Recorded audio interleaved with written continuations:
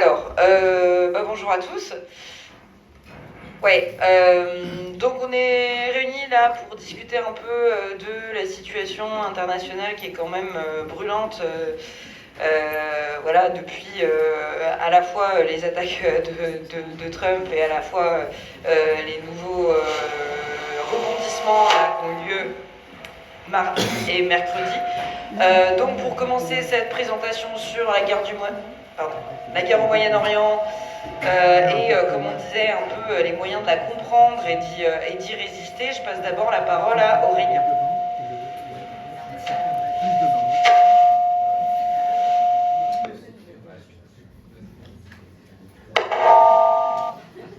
Je vais essayer comme ça, mais c'est un peu désagréable de crier. Évidemment, le sujet est vaste et il est difficile de l'explorer, ou même de l'introduire en 40 minutes, mais on va laisser de la place quand même pas mal au débat.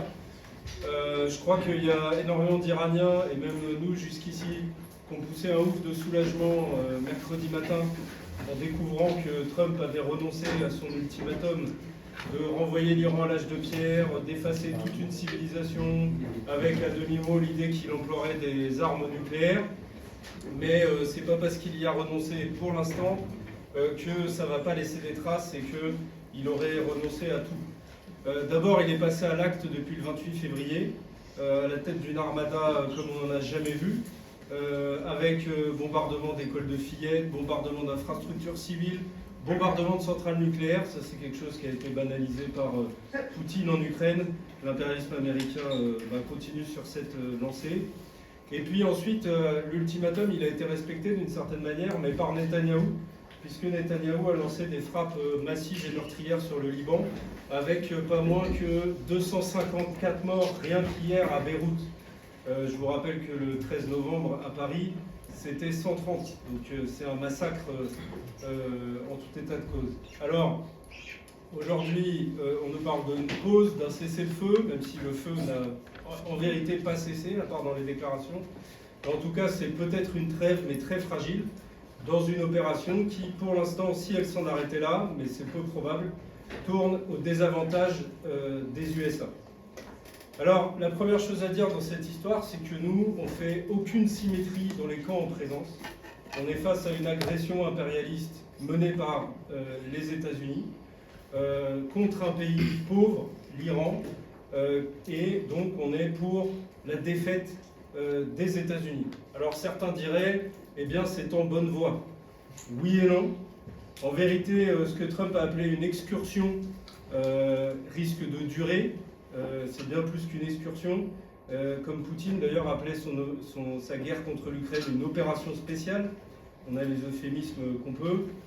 Et les États-Unis risquent de ne pas s'en arrêter là, on verra pourquoi.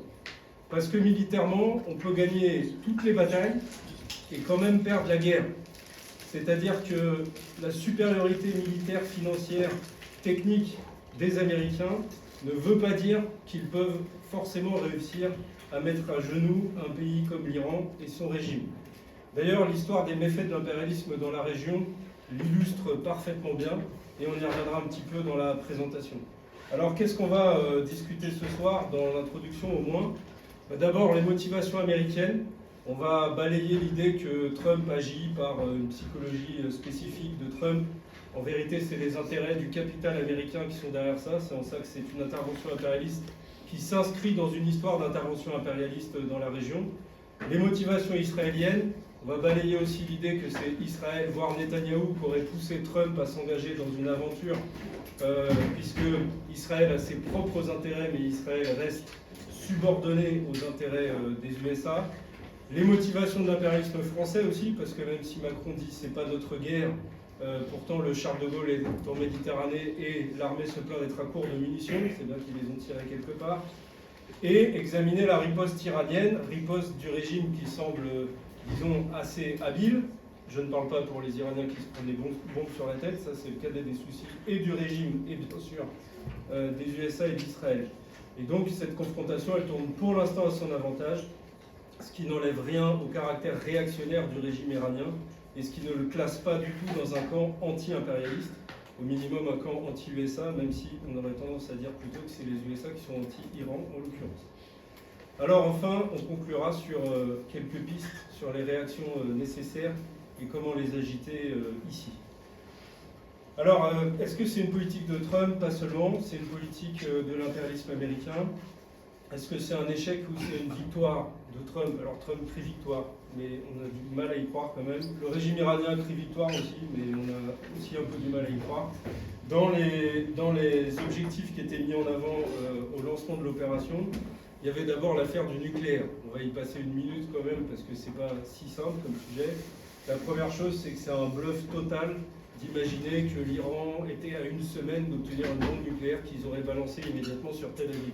C'est pas vrai, c'est un mensonge comme Bush a menti en 2003 en parlant des armes de destruction massive. La deuxième chose, cela dit, c'est que c'est probablement tout à fait vrai et parfaitement rationnel et compréhensible par ailleurs que le régime iranien cherche à se doter de l'arme nucléaire. Il n'y a qu'à voir ce qu'il subit en ne l'ayant pas et comparer à ce que ne subit pas la Corée du Nord en l'ayant. Donc d'ailleurs, je pense que cette intervention-là va certainement donner encore plus de motivation existentielle au régime iranien pour acquérir cette arme à l'avenir. Et la dernière chose, c'est qu'il faut être quand même un super hypocrite quand on est les USA, la France ou Israël pour s'inquiéter de la perspective que le régime iranien obtienne l'arme nucléaire quand on l'a soi-même et qu'on l'a déjà utilisée comme les USA. Alors le deuxième point de cette intervention, qui n'avait pas de stratégie très claire ou de but affiché dès le début, c'était l'idée changement de régime. Bon, au Venezuela, Trump avait réussi un coup avec Maduro. Il n'avait pas eu besoin de changer le régime, mais simplement de faire plier le régime en enlevant son principal dirigeant et en faisant que les autres abandonnent la nationalisation du pétrole, le commerce avec Cuba, etc. Visiblement, le régime iranien n'est pas fait du même bois et il a l'air de résister plus. Et cette affaire de faire plier le régime iranien à ces conditions n'a pas l'air de marcher aussi bien qu'au Venezuela, c'est le moins qu'on puisse dire. Changer le régime iranien, même le renverser, semble être une opération beaucoup plus délicate que prévu, qui en tout cas, c'est pas dit que dans l'avenir ils s'y remettent pas, même avant les 2 semaines de la trêve, mais ce n'est pas du tout fait. Alors il y a bien sûr l'enjeu d'un contrôle des flux. Vous voyez tous, maintenant on a tous appris vraiment où c'était le détroit d'Ormuz, mais il y a un enjeu de contrôle des flux évident. Les États-Unis, c'est le premier producteur mondial d'hydrocarbures, donc c'est pas qu'ils ont besoin du pétrole, mais quand vous voulez maintenir votre position d'impérialisme dominant, ce qu'est les États-Unis aujourd'hui sur la planète, et bien contrôler les flux, même des flux qui vont alimenter des concurrents ou des voisins ou des alliés, c'est très important. Alors de ce point de vue-là, là c'est quand même un gros échec, parce que les flux du détroit d'Ormuz, ils étaient parfaitement libres jusque-là. Ils allaient certes beaucoup vers l'Asie, un petit peu vers l'Afrique, pas du tout vers les États-Unis, mais aujourd'hui ils sont bloqués. Donc en faire un point de négociation révèle ici un avantage quand même iranien. Évidemment, derrière ces flux vers l'Asie, il y a le spectre de la concurrence qui est vraiment certainement la plus importante dans les années qui viennent entre les États-Unis d'un côté et la Chine de l'autre, avec les États-Unis puissance toujours très dominante, mais la Chine puissance montante et qu'on caractérise nous en tout cas comme impérialiste elle aussi. Alors pour revenir aux motivations américaines et situer ça dans une histoire, ici vous voyez rien j'imagine, mais c'est une carte du Moyen-Orient. Et vous voyez des bases militaires américaines en noir. On a mis les britanniques et les françaises aussi en rouge et vert. Il y en a quelques-unes quand même. Et vous voyez des petites explosions avec des dates. C'est les dates où les États-Unis sont intervenus dans des pays de cette carte. Vous en voyez beaucoup quand même, des interventions américaines dans ces pays-là. Et je ne remonte que à 1991. 91, c'est une date clé puisque c'est la chute de l'URSS. C'est l'ouverture d'une période pour les États-Unis où ils dominent le monde sans partage, pour un certain temps en tout cas. Et dès l'année de la chute de l'URSS, 91, les États-Unis se disent qu'ils vont aller faire la police au Moyen-Orient, qui est une région essentielle pour le pétrole, les échanges, etc. Et face à la chute de leurs concurrents qui pouvaient servir de parapluie, d'abri, d'alliés à des régimes qui voulaient s'extraire un petit peu de la domination américaine, notamment extraire leur pétrole, le nationaliser ou quoi, et bien les États-Unis se sont dit que c'était le bon moment pour faire leur loi. Et en 91, ils attaquent l'Irak sous un prétexte. soi-disant l'envahissement du Koweït, on pourrait y revenir, c'est toute une discussion. Et c'est le début d'une longue liste d'interventions au Moyen-Orient depuis la chute de l'URSS. Alors, c'est pas le père Bush qui a attaqué l'Irak en 91, c'est le fils qui a théorisé ça. Il disait on veut un grand Moyen-Orient. Alors c'est un très très grand Moyen-Orient qui va de la Mauritanie jusqu'à l'Afghanistan. C'est une entité géographique dans l'esprit de l'impérialisme américain en tout cas. Et dans ce très grand Moyen-Orient, il y a déjà des alliés. Il y a le Maroc, il y a l'Égypte, il y a évidemment Israël, il y a la Jordanie.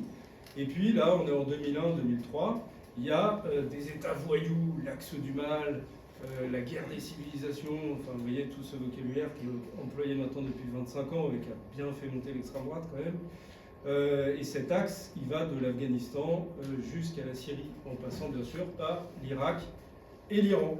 Et donc George Bush, derrière la rhétorique de guerre des civilisations, s'est donné comme objectif à l'impérialisme américain de renverser ces 4 régimes de l'axe du mal et de remplacer tout ça par la paix et le bonheur sous contrôle de l'impérialisme américain, évidemment. Alors, ils ont commencé avec Bush père en 91, ils ont continué avec l'invasion de l'Afghanistan en 2001, à la suite des attentats du 11 septembre. L'invasion de l'Afghanistan en 2001 a visé à renverser un régime qui venait de prendre le pouvoir, les talibans. Le retrait d'Afghanistan, c'est 2019, et c'est les talibans qui ont repris le pouvoir 18 ans après 18 ans de destruction, d'occupation, de colonisation. Bon, en 2003, c'est au tour de l'Irak. C'est Donald Rumsfeld à l'époque qui est dans l'équipe de George W. Bush qui dit il faut ramener l'Irak à l'âge de pierre. Citation que Trump lui a empruntée. Et en Irak, alors, c'était ce qu'on appelait les néoconservateurs américains. Ils prétendaient amener la démocratie dans la région. Donc, ils voulaient renverser le régime de Saddam en prétendant vouloir amener la démocratie, ce que Trump ne prétend plus, parce que déjà ça ne trompait personne à l'époque, donc aujourd'hui ça devient presque une blague. Et en tout cas, ils souhaitaient changer le régime de Saddam Hussein pour un régime plus à leur botte. Qu'est-ce qu'ils ont eu en Irak? En 5 semaines, ils ont renversé le régime de Saddam Hussein, ils ont détruit complètement l'appareil d'État, mais ils n'ont jamais réussi à reconstruire un appareil d'État viable qui soit vraiment leur allié. Ce qu'ils ont réussi à faire quand même, c'est le pétrole n'est plus nationalisé, et pour cause, il n'y a plus d'État.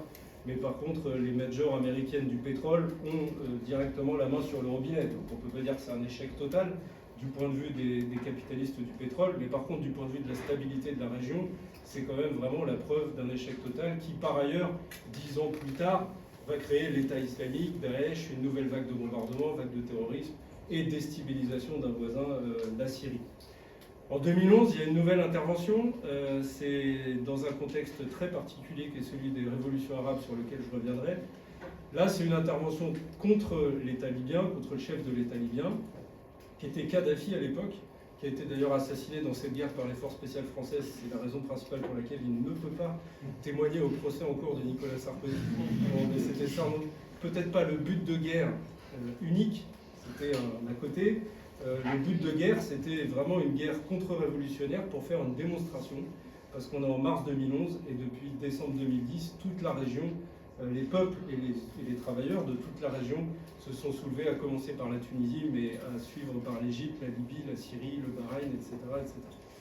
Donc il fallait une intervention brutale, violente, militaire, impérialiste, pour faire la démonstration que même si l'impérialisme lâchait certains de ses pions dictateurs dans la région, il continuait à veiller à l'exploitation du peuple. Et puis, entre 2014 et 2019, il y a de nombreuses campagnes aériennes de bombardement de la Syrie pour faire pièce à Daesh, qui lui-même est une création liée à l'intervention en Irak. On pourrait y revenir dans le débat. Qu'est-ce que c'est tous ces efforts pour faire un grand Moyen-Orient pacifié sous le règne de l'impérialisme américain? En fait, ça crée une déstabilisation permanente de la région, des guerres sans fin qui n'en finissent jamais. Et donc, le déploiement le plan impérialiste n'est pas toujours suivi d'effets. Même quand vous êtes l'impérialisme dominant, vous n'arrivez pas toujours à vos fins. Donc, il y a les plans des impérialistes et puis il y a la réalité de ce que ça crée. Et ce que ça crée, c'est que l'impérialisme est le principal facteur de déstabilisation de la région du Moyen-Orient. On nous parle souvent guerre de religion, problèmes nationaux, tout ça existe certainement. Mais le principal facteur de déstabilisation, c'est les interventions impérialistes répétées. Et La dernière en date étant donc l'intervention contre l'Iran. Alors, c'est à la fois la dernière en date et c'est à la fois quelque chose d'une nature assez différente en fait. Et c'est les deux choses que je voudrais essayer d'examiner, mais sur lesquelles on pourrait revenir dans le débat. D'abord, on pourrait se dire, bon, l'impérialisme, il a quand même une grande tradition bicentenaire de soumettre des peuples en les colonisant. C'est vrai. C'est pour ça que je vous ai mis la population par pays en 1962 et puis aujourd'hui. Vous voyez, par exemple, l'Iran passe de 20 millions à 90 millions. 62, c'est la fin des guerres coloniales. 90 millions, bon, c'est un peu plus difficile quand même de mater un peuple par une occupation militaire quand il y a 90 millions d'habitants. L'autre différence, et c'est une des autres différences avec l'intervention contre l'Irak, contre la Libye, contre l'Afghanistan, c'est que l'Iran, pour le coup, c'est vraiment une nation, une civilisation, on pourrait dire, Trump n'a pas tort de ce point de vue-là, millénaire, bon. Donc c'est un pays centralisé, soudé, qui existe, bon, il n'y a pas à discuter là-dessus. L'Irak, c'est 40 millions d'habitants, donc c'était 10 millions de moins certainement il y a 20 ans. L'Iran, c'est 90 millions. La Libye, dont on a parlé, une intervention express en 2011, la Libye, c'est 5 à 8 millions d'habitants, si je ne dis pas de bêtises, mais pas beaucoup plus, c'est 10 fois moins que l'Iran. Donc on est sur quelque chose qui dépasse totalement les échelles. Et puis, l'autre différence, c'est que le contexte, on est dans un contexte, en 2003, les États-Unis n'avaient aucun concurrent qui leur arrivait à la cheville sur l'échelle mondiale. Aujourd'hui, il y a la Chine. Donc c'est pas pareil. Quand vous êtes là pour faire la police sur une planète qui globalement vous appartient, sauf quelques éléments que vous appelez l'axe du mal, les États voyous, ce que vous voulez, c'est pas pareil que quand vous êtes dans une rivalité qui est vraiment systémique entre deux puissances qui ne sont pas aussi fortes l'une que l'autre, mais qui peuvent rivaliser.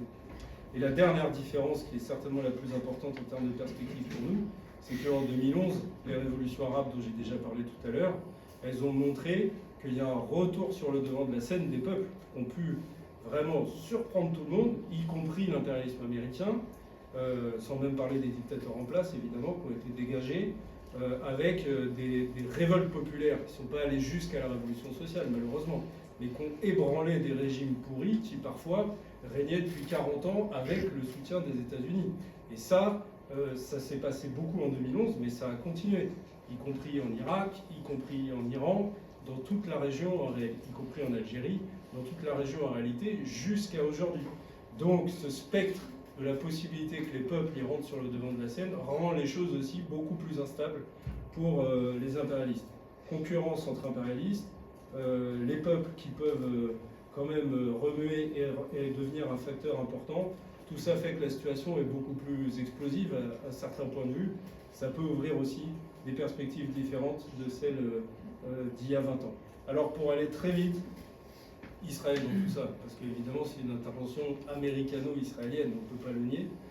Israël, pour le dire vite, est certainement un peu caricatural et fausse, mais vous me comprendrez, Israël c'est le sous-traitant et pas le commanditaire de l'impérialisme américain. C'est là-dessus que je pense que c'est important d'argumenter. L'impérialisme américain, le budget militaire, c'est 1000 milliards par an. Trump, ils veulent passer à 1500 milliards l'an prochain.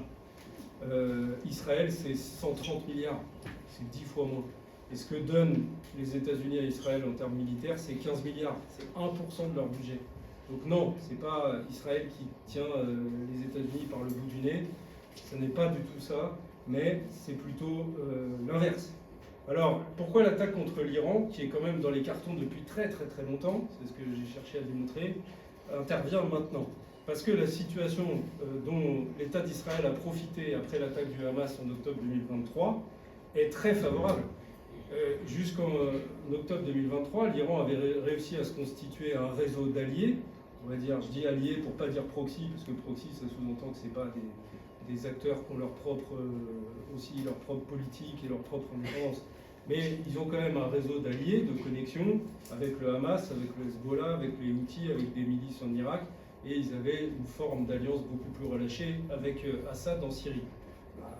Depuis 2023, Israël a pilonné, affaibli, voire détruit chacun de ces groupes, y compris Assad en Syrie, qui est tombé en décembre 2024, remplacé par un ancien d'Al-Qaïda, lui-même très soutenu par la Turquie, mais favorablement accueilli par les États-Unis. qui pardonne tout, l'impérialisme pardonne tout, bien sûr, y compris d'avoir été Al-Qaïda dans sa jeunesse, qui aujourd'hui règne sur la Syrie et a laissé faire quand même pas mal de bombardements et d'incursions d'Israël. Donc l'Iran se retrouve très isolé sur le plan, sur la scène du Moyen-Orient. Et ça devient l'occasion pour continuer le plan décennal des États-Unis et donc la bonne occasion pour attaquer l'Iran. Alors en échange de ces bons et loyaux services militaires au profit de la domination américaine dans la région, l'Israël il obtient quoi? Une chose très importante pour lui, c'est le droit de coloniser, génocider, pratiquer l'apartheid avec le soutien total et absolu de toute la communauté occidentale. Ce qui va créer quoi ces dernières années? Le fait que plus personne ne croit un seul mot sur le droit international, la démocratie, le camp occidental, je ne sais pas quoi, parce que c'est pas possible quand on voit le génocide des Palestiniens. Alors qu'a fait Israël depuis le début des bombardements sur l'Iran? Il a continué vers le nord au Liban. Vous voyez que sur la carte, Beyrouth c'est tout en haut de la carte, au milieu du Liban. Donc quand Israël bombarde Beyrouth, c'est une poussée vers le nord qui est très forte. Ça veut dire que ça peut préparer à l'occupation d'une bonne partie du pays. Et puis vers l'est, vers la Syrie, le plateau du Golan qui est déjà occupé mais qui peut ensuite continuer. C'est un effet d'opportunité qui se précise là-dessus pour Israël.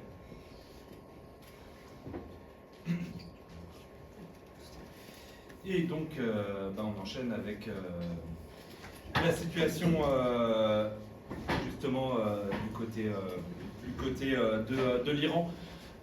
Effectivement, le topo aurait sans doute été très différent si mardi soir Trump avait effacé une civilisation comme il l'avait dit. Bon, le cessez-le-feu a été signé, donc il indique ce cessez-le-feu que l'Iran rouvre et sécurise le détroit d'Ormuz, que les États-Unis suspendent leur bombardement, que des pourparlers devraient commencer demain sous médiation du Pakistan, donc probablement à Islamabad. Et effectivement, comme on le disait, Trump dit que c'est une victoire totale parce que les objectifs militaires sont atteints. L'Iran dit attention, c'est une suspension conditionnelle et tout va dépendre des négociations. Et puis évidemment, contrairement à ce que notamment a cru Macron, eh bien, ça ne concerne pas le Liban qui continue à être pilonné. Bon.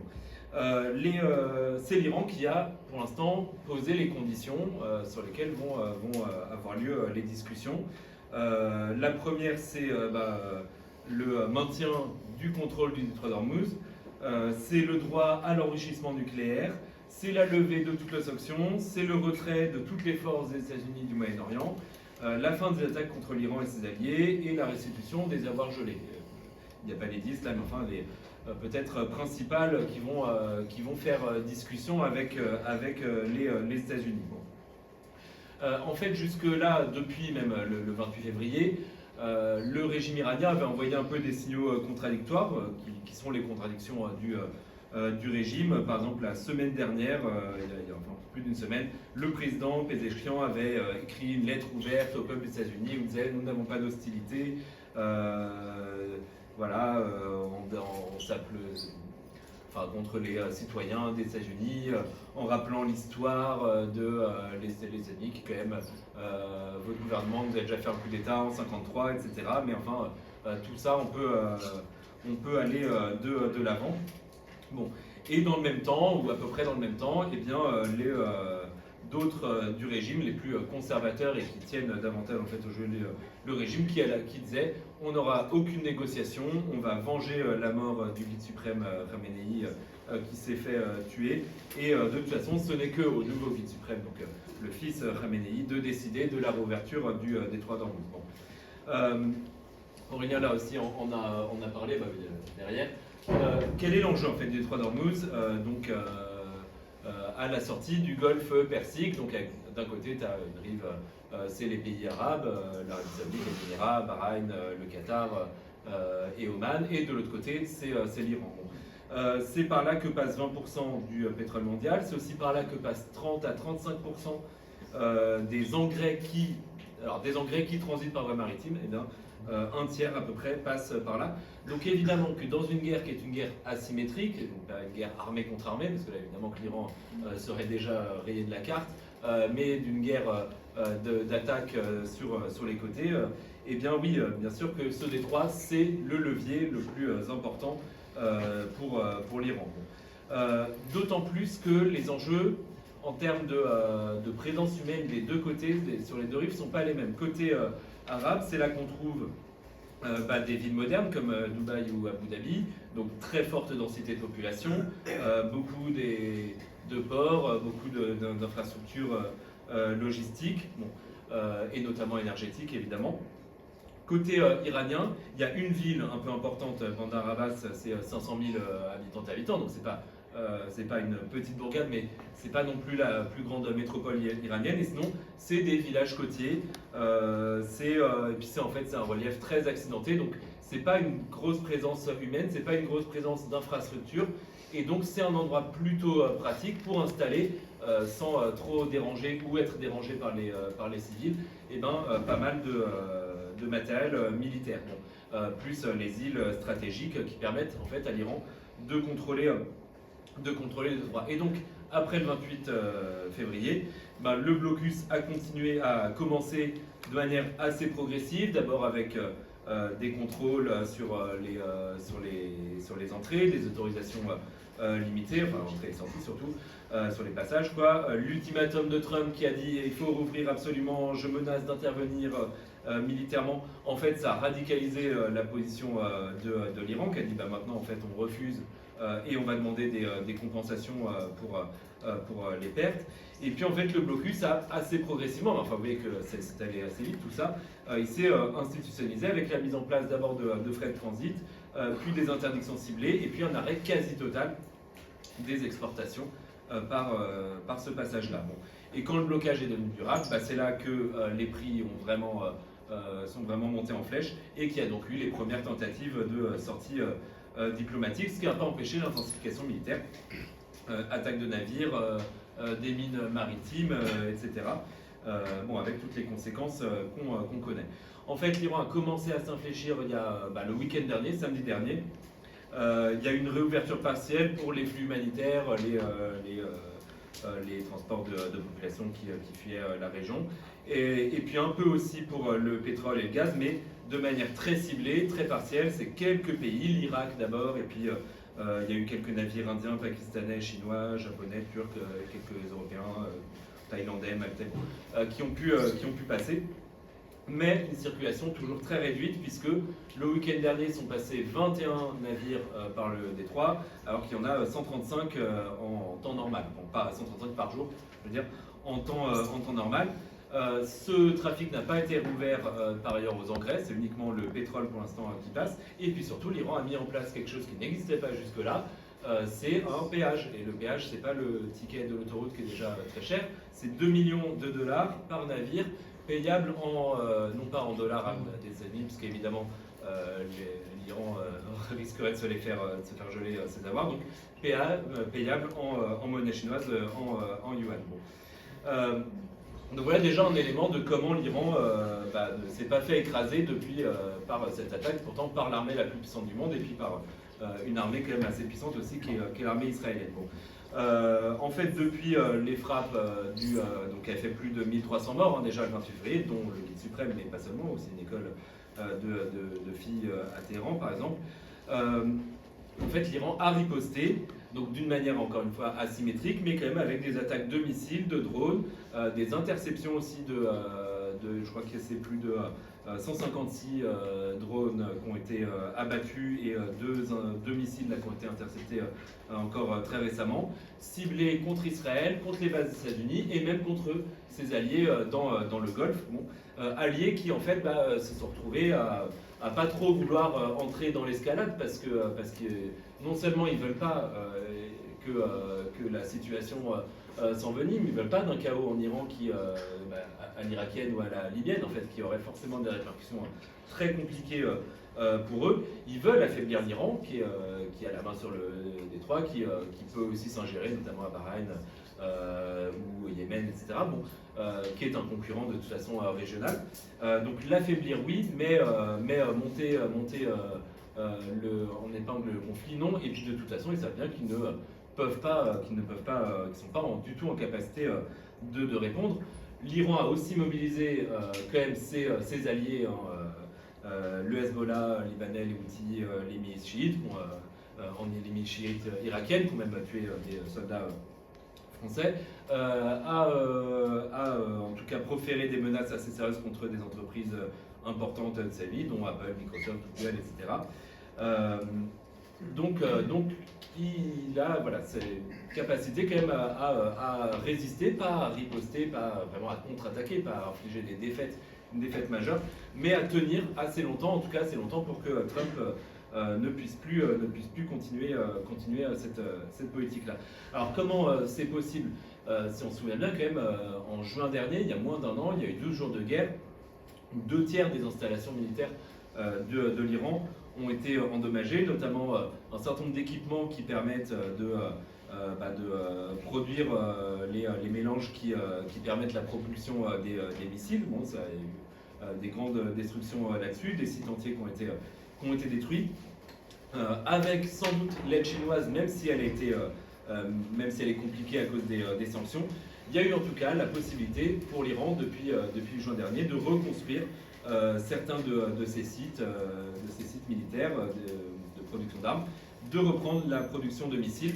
Une estimation, alors évidemment on n'a pas eu accès à des chiffres officiels iraniens, mais une estimation c'est qu'avant la guerre de 2025, l'Iran possédait 3000 missiles, qu'avant le 28 février, il en possédait 800, et que depuis, il en aurait déjà tiré plus de 500, et il aurait en même temps quand même recommencé à reconstruire son stock, moins vite, mais en gros il lui resterait actuellement encore 500 missiles. Donc de quoi tenir ce qu'il a déjà lancé depuis le début de la guerre actuelle, enfin de la guerre dont cessez-le-feu a commencé hier. On voit en tout cas qu'il n'y a pas eu de recul face aux différents ultimatums, et effectivement les États-Unis ne sont plus dans la situation d'hégémonie qui était celle de 90-91, la guerre du Golfe, ou de 2003, et donc l'Iran peut quand même maintenant miser sur d'autres alliés avec des puissances comme la Chine ou la Russie. Israël également a évidemment frappé l'Iran, des infrastructures stratégiques, le plus grand complexe gazier South Pars qui a été bombardé, les exportations chimiques de Massar, 85% ont été touchées, la centrale nucléaire de Boucher n'a pas été attaquée directement, mais en tout cas il y a eu des frappes très très près, et puis des infrastructures civiles sur l'eau, sur les transports, sur l'énergie. Effectivement, c'est ça aussi renvoyé à l'âge de pierre, il y a eu toutes ces attaques-là. Bon. Mais que fait le régime iranien dans cette situation-là? La vraie tête du régime iranien, on va le dire, et c'était déjà vrai avant, c'est encore plus visible maintenant, c'est un groupe armé qui s'appelle les Gardiens de la Révolution, puisque c'est le groupe qui contrôle les milices Basij, qui répriment notamment très fortement les manifestations, qui dirigeait jusqu'à sa dissolution la police des mœurs, qui dirige le contre-espionnage, qui est présent, qui a par exemple des membres permanents à la direction du Hezbollah libanais, qui dirige donc cette politique des alliances. Mais les Gardiens de la Révolution, c'est aussi un groupe financier qui a la main sur l'essentiel de l'économie d'Iran, sur les télécommunications, sur le pétrole, sur les infrastructures. Et depuis la réouverture, c'est aussi les Gardiens de la Révolution, les Battalions, qui touchent par exemple l'argent du péage du détroit d'Ormuz. Bon. Quand on emploie cette expression régime des mollahs, on l'écrit même, etc. Mais en fait, c'est pas les religieux, les mollahs, c'est des religieux qui sont au cœur du pouvoir. C'est ce groupe d'hommes d'affaires armés qui sont les Pasdaran. C'est eux qui ont en réalité le pouvoir, qui d'ailleurs, par exemple en 1989, quand le fondateur du régime Khomeini est mort et qu'il a fallu lui chercher un successeur, ce sont les gardiens de la révolution qui ont imposé Ali Khamenei, qui n'avait pas du tout la légitimité religieuse pour devenir le guide suprême au vu de l'esprit de la Constitution, enfin, au vu de la Constitution toute seule. Bon, ce sont les Pazarlandes qui l'ont imposé, et c'est eux évidemment qui ont imposé eh bien, son fils il y a maintenant quelques semaines. Fils qui n'est toujours pas apparu. Donc les dernières nouvelles, c'est qu'apparemment il serait vivant, il serait probablement planqué dans la ville, la capitale religieuse de l'Iran, Rome, où voilà, sa santé apparemment n'est pas très bonne. Bon, on s'en fiche un peu, mais en tout cas, c'est-à-dire qu'il n'y a plus tellement aujourd'hui de faux semblants. La vraie direction de l'Iran, c'est le conseil militaire qui a été formé par les gardiens de la révolution, qui peuvent imposer par exemple au président un certain nombre de choix de liste et un certain nombre de choix de politique, bon, même s'il y a des petits rapports de force à l'intérieur. Et on voit que eh bien, ce régime, il a maintenu sa chaîne de commandement, il a réussi, il avait en fait des réseaux, y compris souterrains, pour se planquer et continuer à gouverner, des réseaux de communication sécurisés, y compris parfois à l'ancienne, pas par Internet, pas par les moyens modernes, mais pour continuer à diriger le pays. Et donc continuer aussi à réprimer, puisque évidemment, on a toutes et tous en mémoire les massacres de décembre-janvier dernier, où il y a au moins de vérifier 16 500 morts, mais probablement qu'on est plus proche des 30 000. Donc c'est une répression sans précédent, et pourtant des répressions de mouvements sociaux sanglantes, il y en a eu beaucoup depuis dans l'histoire du pays et notamment du régime. Donc évidemment qu'il y avait eu par exemple, des cris de joie à la mort de Khamenei dans un certain nombre de quartiers de Téhéran et sans doute d'autres villes, mais aussi bien sûr des cris de douleur quand ce sont des civils, notamment des enfants d'une école qui sont touchés par ces bombardements. Bon. En tout cas, depuis la fin du soulèvement de l'hiver dernier et de fait ça s'est enchaîné assez vite avec la guerre, il y a eu au moins 160 condamnations à mort, même si le régime dit 14, en tout cas les associations de défense des droits humains disent plutôt 160, et notamment là depuis une semaine, il y a une série d'exécutions, au moins 7 d'exécutions liées aux manifestations de l'hiver dernier, avec à chaque fois bien sûr des aveux forcés, pas d'avocats, des procès bâclés, etc. Bon, comme on peut s'en douter, et il y a actuellement 11 à 30 manifestants, dont des mineurs, qui sont menacés d'exécution. Eh bien, le régime, donc on voit bien, cette répression-là, elle montre qu'il n'est pas complètement serein, mais il est en train, pour l'instant, de tenter en tout cas de se ressouder dans ce contexte où pourtant toutes les raisons de se révolter sont toujours là. L'inflation, bien sûr, qui a été le point de départ de la dernière révolte est toujours là. Les pertes humaines, la pénurie médicale, etc. Rendent la vie insupportable. Mais évidemment que la guerre, c'est aussi un moyen de ressouder un peuple. Et pour le coup, là, les réformateurs, entre guillemets, les pseudo-modérés autour du président Pezeshkian, jouent un certain rôle de faire le lien avec la population, d'aller dans la rue, faire des selfies, serrer des mains, etc. Pendant que les gardiens et l'aile la plus dure est en train de réprimer. Et puis il y a une mise en scène d'un soutien populaire avec des rassemblements assez massifs de foule pro-régime, depuis le début là encore, mais il y en a eu récemment, par exemple c'était avant-hier, je crois qu'il y a eu des chaînes humaines dans plusieurs villes, à Téhéran, mais à Tabriz, à Kermanshah, etc.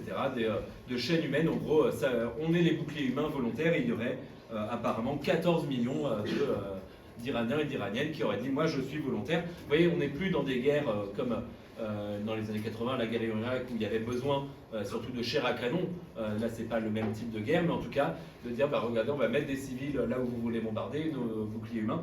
Et il y a donc, vous voyez, 14 millions, c'est un pays de 90, c'est pas la majorité de la population, mais enfin, c'est quand même pas tout à fait un nombre négligeable, quand bien même, bien sûr, sans doute le régime gonfle ces chiffres-là. Il est vrai qu'il a réussi à ressouder un peu une partie de la population. Bon. Donc ça doit nous confirmer, même si on le savait déjà, mais qu'on n'a pas d'illusion à avoir sur un renversement du régime sous les bombes, sur la volonté évidemment des États-Unis et encore moins ou d'Israël de faire ça. Sans doute qu'Israël aurait bien voulu foutre un bordel. Par exemple, il a été question à un moment donné d'encourager des soulèvements armés au Kurdistan, etc. Ce dont Trump n'a pas voulu parce que ça aurait été sans doute incontrôlable. Mais enfin, en tout cas, il y a bien cette volonté-là. Bon. Nous sommes, Aurélien l'a dit, nous sommes pour la défaite des États-Unis et d'Israël. Bon, nous sommes pour leur défaite. Il n'y a pas d'ambiguïté. Nous ne sommes pas ni les uns ni les autres. Non. On veut que ceux qui agressent, que l'armée du pays la plus grande puissance impérialiste, elle perde. Mais on n'a pas d'illusion, et y compris, on ne pense pas qu'un régime comme le régime iranien, un régime réactionnaire, un régime capitaliste particulièrement oppressif, on ne pense pas que ce régime-là, il soit en fait en capacité de mettre fin à l'impérialisme. On ne pense pas qu'il soit en capacité de mettre fin à l'oppression et l'exploitation. D'ailleurs, il n'en a pas du tout, la prétention. Alors, je ne vais pas revenir longuement, mais il y a une polémique, je pense qu'elle n'a pas non plus tourné tant que ça, mais enfin, on a quand même fait un communiqué là-dessus, suite à la dernière manif Palestine, où les camarades ont été attaqués par un cortège qui était un cortège très blanc de l'ambassade d'Iran. Et il y a eu des rumeurs qui circulent. Alors, le délire, c'est les camarades auraient voulu arracher le voile d'une femme, etc. Bon, on sait bien sûr que c'est faux, y compris les vidéos montrent que c'est tout à fait faux. Mais ce qui peut être reproché, c'est le slogan qu'ont créé les camarades, dire ni chat, ni mola, ni bombardement, à bas la guerre et tyran. Oui, évidemment qu'on est ni pour l'ancien dictateur qui a été renversé en 1979, ni pour le régime actuel, mais surtout on veut la fin des bombardements, on veut la fin de tous les tyrans. Donc là encore, ce n'est pas un renvoi dos à dos de dire ça. Ce n'est pas un renvoi dos à dos, mais c'est simplement affirmer que nous n'avons pas d'illusion sur le caractère anti-impérialiste, en tout cas anti-impérialiste sérieux de l'Iran, d'un pays qui par ailleurs est une prison des peuples. J'ai parlé des Kurdes, les Baloutes, les Azéris, Turkmènes, Arabes, etc. Il y a beaucoup de minorités nationales tout à fait opprimées en Iran. C'est un régime nationaliste bourgeois qui a besoin en fait de grandes puissances. Oui, il s'oppose aux États-Unis, et c'est d'ailleurs pour ça que les États-Unis, pas parce que c'est une dictature qui lui en veulent, parce que ça, des dictatures bien pires, même les États-Unis en soutiennent sans problème. Donc oui, il tient tête aux États-Unis. Il les avait humiliés en 1979-80 avec la prise d'otage de l'ambassade des États-Unis, etc. Mais ça n'en fait pas une puissance anti-impérialiste, c'est-à-dire qui mettrait fin au système à ce stade, à l'impérialisme qui est un stade du développement du capitalisme. Donc nous voulons, je vais finir là-dessus, je dépasse de mon temps et j'en suis désolé, mais très vite, nous voulons la défaite de l'impérialisme. Alors évidemment, c'est bien beau de le dire depuis un sous-sol à Paris, nous n'allons pas jouer un rôle là-dedans. Néanmoins, il y a quand même un rôle qu'on peut jouer, et je pense qu'Aurélien finira là-dessus sur notre politique, mais c'est l'impérialisme français. Parce que l'impérialisme français n'est pas, évidemment, l'hypocrisie de Macron, nous n'y croyons pas, quand il dit non, je ne suis pas dans cette guerre, j'interdis le survol de l'espace aérien, etc. Évidemment qu'on ne le croit pas, mais la France n'est pas juste complice de cette guerre, elle y participe. Pour les camarades qui étaient à la soirée des RNO, et sinon l'intervention est sur YouTube, notre camarade Lizard de l'État espagnol, Ruben, avait déjà expliqué comment Pedro Sanchez, mais il y a encore beaucoup plus d'illusions, en fait, en envoyant des bateaux en Méditerranée orientale, notamment autour de Chypre, donc si on peut mettre éventuellement la carte, mais enfin, c'est pas. En envoyant ces bateaux-là, et ben en fait, ils déchargent les États-Unis et Israël d'une partie du boulot des armées l'Iran ou de protéger des alliés. Et c'est ce que fait la France, et ce que fait la France, pas d'une petite manière. La France, on les voit ici, oui, c'est la bonne carte, 3 000 à 4 000 militaires déployés en permanence au Moyen-Orient ou à Djibouti. Donc, vous voyez, on est en Afrique, mais enfin, juste de l'autre côté du détroit de Bab el-Mandeb, sur la péninsule arabique. C'est 900 militaires dans des bases à Abu Dhabi et Dubaï depuis 2009. Armée de l'air, marine et blindée. C'est une présence en Irak et en Syrie. Il y a 600 à 1100 militaires français là-bas. Djibouti, je le disais, 1500. Au Liban, dans le cadre de la FINUL, parce que voilà, la France, hein, le droit international, on voit que ça permet aussi d'occuper des pays, donc c'est 700 soldats français là-dedans, des opérations dans le Golfe, dans l'océan Indien, en Jordanie, et un dispositif donc renforcé depuis le 28 février avec l'envoi du Charles de Gaulle et de frégates et de sous-marins donc, dans le coin, donc, en Méditerranée orientale et dans le Golfe. Bon. Pour faire quoi? Pour intercepter des drones, pour intercepter des missiles de surveillance, pour faire du survol et des patrouilles dans le Golfe, pour protéger les bases françaises, pour rapatrier les sortants. Donc effectivement, pour décharger du boulot, d'une partie de leur boulot, les ennemis Israël, ce qui leur permet de se concentrer sur la guerre. Donc c'est bien une participation à la guerre de la part de la France. Et donc oui, il faut qu'on la dénonce, il faut qu'on la combatte avec tout ce qu'on sait sur tout l'argent, c'est ce qu'on crie la semaine dernière à l'éducation, on était en grève, on disait c'est de l'argent pour la guerre du pétrole plutôt que pour l'école. Bon. Donc évidemment, on a pas de ça. Pourquoi la France a cette présence-là? Parce qu'elle a des intérêts. Et je finirai là-dessus. Et effectivement, la pomme de discorde, mais qui ne mène pas quand même à une rupture, les affrontements, même verbaux, sont moins forts qu'en 2003, pardon, entre la France et les États-Unis. Bon. Mais évidemment que le sujet le plus important pour l'impérialisme français, c'est le Liban, parce que le Liban, c'est un ancien protectorat, c'est presque une ancienne colonie de la France. On y trouve toujours 400 000 ressortissants. Hein. Enfin, non, 400 000, c'est dans la région entière, pardon. Mais enfin, quand même, un grand nombre de ressortissants français au Liban. Et puis, d'entreprises françaises, c'est plus d'une cinquantaine d'entreprises françaises, dont CMA CGM, Total, Publicis, Thales, Air France, Orange, Sanofi, Veolia, etc., qui ont donc encore la main, presque des monopoles, sur un certain nombre de marchés publics de ce pays.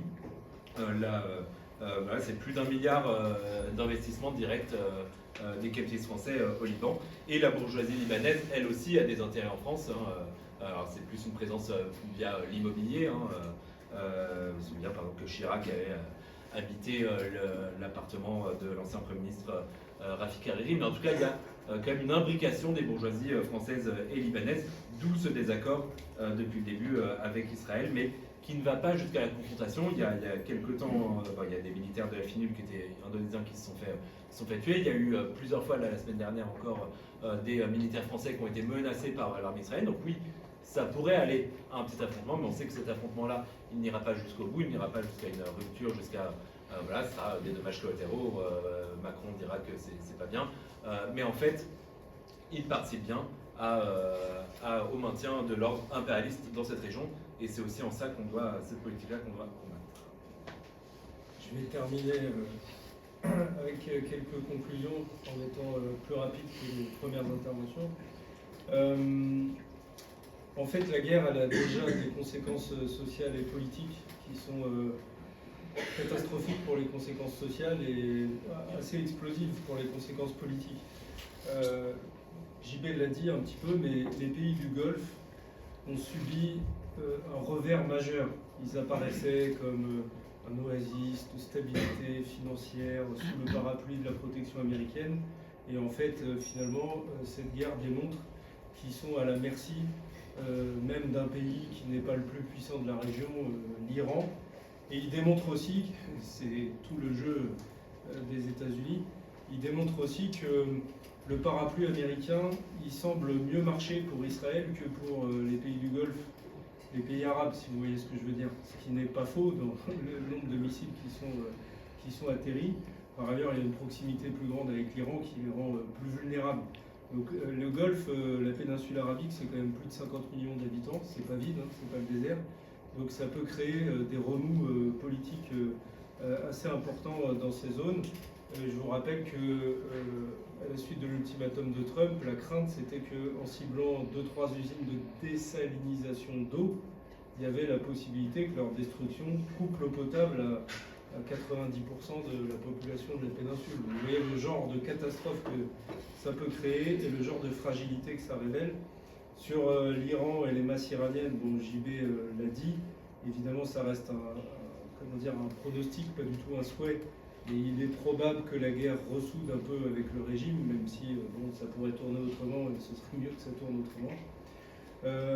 Les populations des pays les plus pauvres d'Asie, pas tellement la Chine pour l'instant, mais par exemple la Thaïlande, vous avez peut-être vu des images se trouve avec une inflation généralisée. Bon, il y a carrément des quotas d'essence, donc c'est pas seulement sur l'essence, c'est sur tous les prix qui est le début d'une crise sociale qui ne va pas s'arrêter du jour au lendemain avec la trêve. Pour revenir sur quelques remarques sur les pays du Maghreb, mais c'est plus une invitation aussi à faire des témoignages. En Algérie, il n'y a aucun problème au niveau des prix pour l'instant, parce que les hydrocarbures sont produits localement et subventionnés pour la population. Par contre, le régime s'est positionné d'une manière très explicite contre l'Iran, en imaginant qu'il y aurait une espèce de solidarité de population arabe quand l'Iran a riposté en attaquant les États du Golfe. Or, il est tombé complètement à côté de la plaque, parce que la population, comme souvent, est plus maligne que son régime, et donc a bien vu que ce qu'il y avait à dénoncer, c'était l'intervention américaine. Donc là, il y a un décalage politique qui pourrait être porteur de choses positives quand même. La situation au Maroc est très différente. Donc ça, je le tiens d'un camarade algérien, je ne fais que rapporter ses propos, mais j'ai trouvé ça assez formidable. Il y a un pipeline en construction entre l'Algérie et l'Europe qui passe par le Maroc. Les différends entre le Maroc et l'Algérie diplomatiques font que c'est coupé à cet endroit-là. Et donc il y a un pipeline qui fait Maroc-Espagne, mais qui n'est pas connecté à l'Algérie. Or, comme le Maroc n'a plus d'hydrocarbures comme l'essentiel de la planète avec Hormuz, il se retrouve à importer du gaz d'Espagne, qui elle-même l'importe en liquéfié des États-Unis. Enfin, c'est le monde, capitaliste. Ce qui fait des tarifs totalement exorbitants. Donc là, il y a une crise sociale terrible, avec un régime qui est ouvertement allié d'Israël et des États-Unis dans la région. Donc ça va créer des décalages politiques forcément énormes avec la population. Les conséquences en Afrique, Hormuz, c'est pas seulement les hydrocarbures, c'est les engrais. Et donc il y a déjà une année de récolte qui va être très impactée, parce que c'est maintenant. Et donc ça risque d'aller vers une augmentation des coûts de l'alimentaire, et là-bas ça veut dire des famines ou des disettes. Et puis les conséquences ici, on les connaît tous, le prix à la pompe pour l'instant. Nous évidemment on s'oppose à la guerre, on a envie d'essayer de faire comprendre ça à nos collègues, parce qu'on ne veut pas qu'il y ait des bombes qui tombent sur la tête d'aucun peuple, ni iranien, ni libanais, ni palestinien. Mais ça ne veut pas dire qu'on va mépriser, bien au contraire, ceux qui réagissent à des conséquences sociales, même si elles les impactent eux, comme le prix à la pompe. Donc on va accompagner cette colère et essayer d'en expliquer les causes. Et justement sur les causes, il y a une argumentation, il faut être un petit peu clair je crois, c'est que il est vrai que l'augmentation des prix à la pompe, c'est pas directement la guerre, c'est Total, c'est les spéculateurs. Mais en même temps, il y a un lien avec la guerre, parce que s'il n'y avait pas la guerre, ils ne pourraient pas profiter de la guerre totale. Donc il faut garder ce double lien, mettre en accusation les capitalistes, mais aussi démontrer que c'est cette guerre impérialiste qui a des conséquences sociales sur nous, parce que si on coupe le lien sur la guerre, on perd quand même un aspect de la réalité. Pour l'essence, à mon avis, on est totalement pour le blocage des prix, l'annulation de toutes les taxes. La TVA, c'est l'impôt le plus injuste, il pèse sur les pauvres. Mais il faut argumenter que pour l'instant, c'est l'essence, mais le mois prochain, ce sera tout le reste. L'alimentaire, l'électricité, tous les budgets des pauvres, peut-être pas les budgets des riches, j'en sais rien si ça va peser sur l'électronique ou je sais pas quoi, mais les budgets des pauvres, ça va être impacté. Donc qu'est-ce qui peut faire qu'on reste à flot au niveau de suivi des prix? C'est les salaires. Et qu'est-ce qui unifie sous forme de lutte de classe pour aller chercher dans la poche des capitalistes en tant que classe dans son ensemble les super profits qui se font grâce à cette situation en profitant d'une situation qu'ils ont contribué à créer comme les JV, c'est unifier les grèves sur les salaires.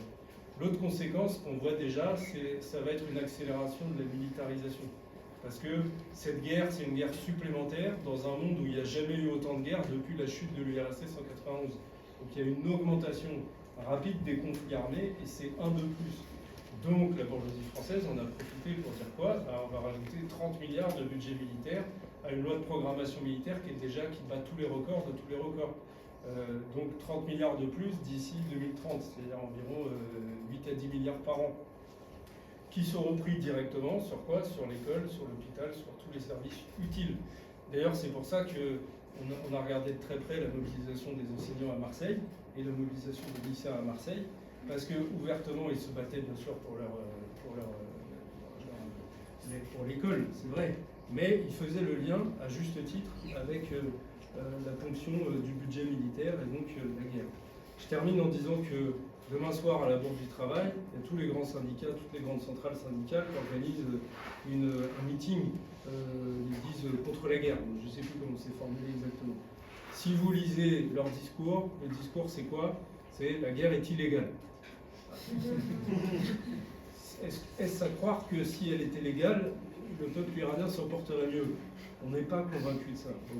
Par ailleurs, la légalité, l'ONU, bon, je ne sais pas, peut-être les plus jeunes d'entre vous ne savent pas ce que c'est, mais l'ONU est portée disparue. Elle ne joue plus aucun rôle dans cette affaire. Donc qui croit encore que le droit international va avoir un quelconque poids? Le droit international, il est aligné sur les intérêts de l'impérialisme occidentaux. Donc par exemple, il considère que les Palestiniens ne font pas partie du droit international. Il considère cependant que les Ukrainiens font partie du droit international, parce que les Ukrainiens sont agressés par la guerre de Poutine, mais il ne peut rien pour eux, parce qu'ils continuent à se prendre des drones de Poutine sur la tête. Donc le droit international n'a aucun poids dans cette affaire, et revendiquer ça, c'est renoncer à la lutte réelle contre les interventions impérialistes. Par ailleurs, il y a aussi un autre discours à gauche et syndicalement, c'est de dire « Ah, dans ce monde instable de rivalité de grande puissance, il faut que la France elle-même soit une grande puissance. » Pour défendre la démocratie, des intérêts bien compris de coopération, je ne sais pas quoi, bon, francophonie, blablabla, bon, mais tout ça, c'est de la même eau. Tout euro qui va au budget militaire, c'est un euro qu'on dépense contre nous-mêmes quand on est de la classe ouvrière. La classe ouvrière à l'échelle internationale, c'est tous les travailleurs du monde, et les interventions de l'armée impérialiste française, c'est toujours contre les peuples et contre les travailleurs, et même son budget est ponctionné sur nos moyens à nous de vie. Donc nos arguments contre les guerres impérialistes, contre la militarisation, ils sont très différents des arguments de la gauche institutionnelle. Ils n'ont rien à voir avec le repli national, et ils ont tout à voir avec le fait qu'il va falloir unir les luttes des travailleurs de tous les pays contre les capitalistes, contre les impérialistes, même dans leur propre rivalité entre eux.